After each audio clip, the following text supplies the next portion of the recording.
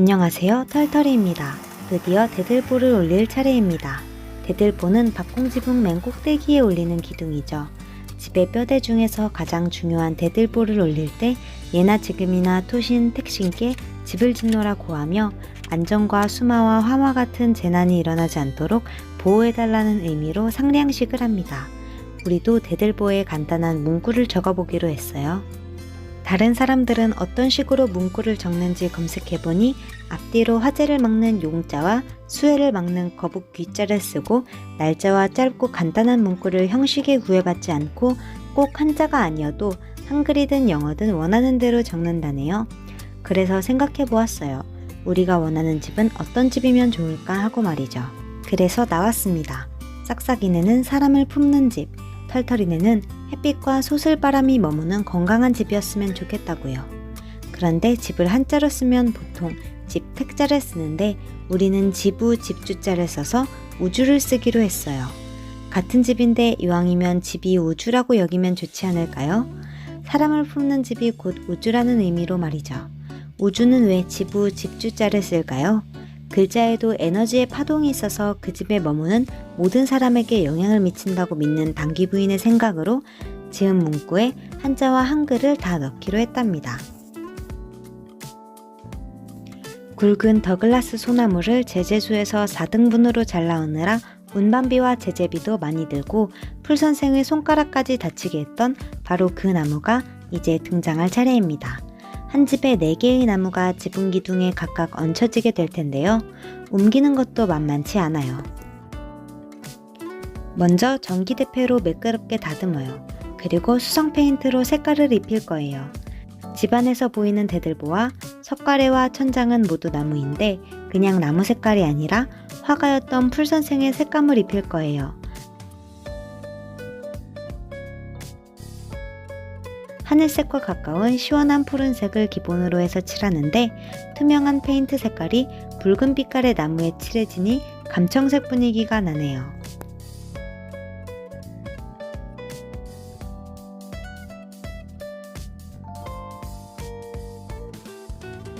자, 이제 진달래 부인과 고라스 선생이 오는 날에 맞춰 술과 과일을 준비하고 상량식을 시작합니다. 글씨를 먼저 쓰고 술 한잔 붓고 절을 한 다음 사고 없이 안전하게 완공하고 편안한 집이 되게 해달라고 기원합니다. 한자는 단기 부인이 한글은 풀선생이 쓰기로 합니다.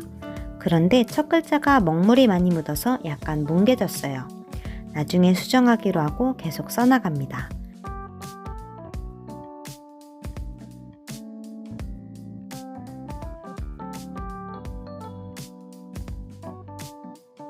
술 한 잔은 음복하고 남은 술은 집 기둥마다 조금씩 뿌려주었답니다.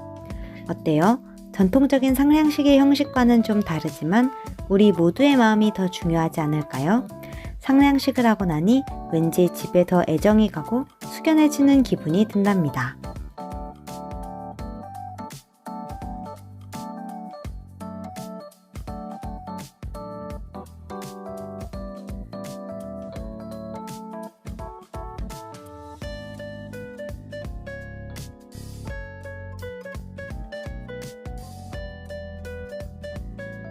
이제 나머지 대들보도 모두 옮겨 미처 다 하지 못한 손질을 합니다.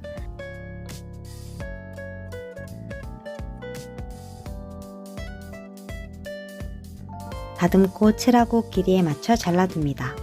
손질이 다 되면 크레인을 불러 올리기로 했어요.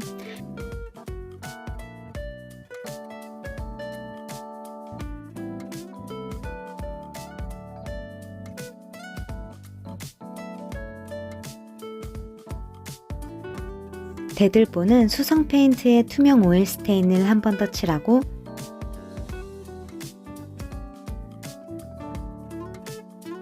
지붕 작업을 위해 밟고 올라갈 수 있도록 나무와 합판도 걸쳐놓고 대들보가 기둥에 걸쳐질 부분에 선을 그어 표시도 해두고 드디어 크레인을 불렀습니다. 그 사이 지붕에 쓸 나무들을 주문했어요. 나무 가격이 내리지 않을까 조금만 더 하면서 기다리다가 결국 주문을 했답니다. 온라인과 오프라인으로 여러 목재상의 견적서를 받아 조금이라도 싼 곳을 골랐어요. 나무값이 1년 전에 비해 두세 배 정도 올랐다는데요. 철근, 시멘트까지 원자재 가격 상승은 코로나가 촉발시킨 물류 대란과 인플레 사태가 겹쳐 발생한 건데 아무래도 당분간 더 오를 것 같습니다.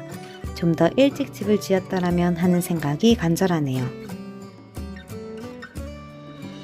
나무에 대한 자세한 내용은 다음 편에서 보여드리겠습니다. 크레인이 아침 일찍 도착했어요.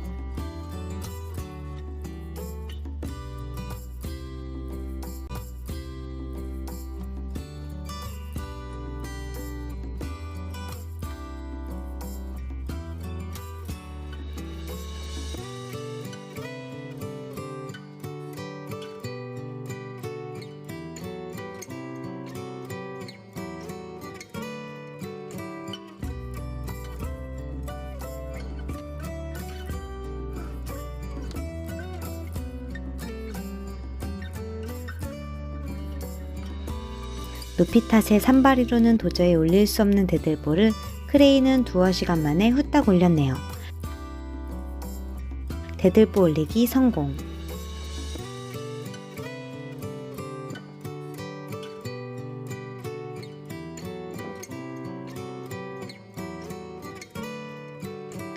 달다리는 찬바람 부는 가을이 되었는데도 돌아오지 않습니다. 싹싹이는 집 주변 여기저기 달다리를 찾아다니는데 돌아올 수 없는 어떤 사연이 있는 걸까요?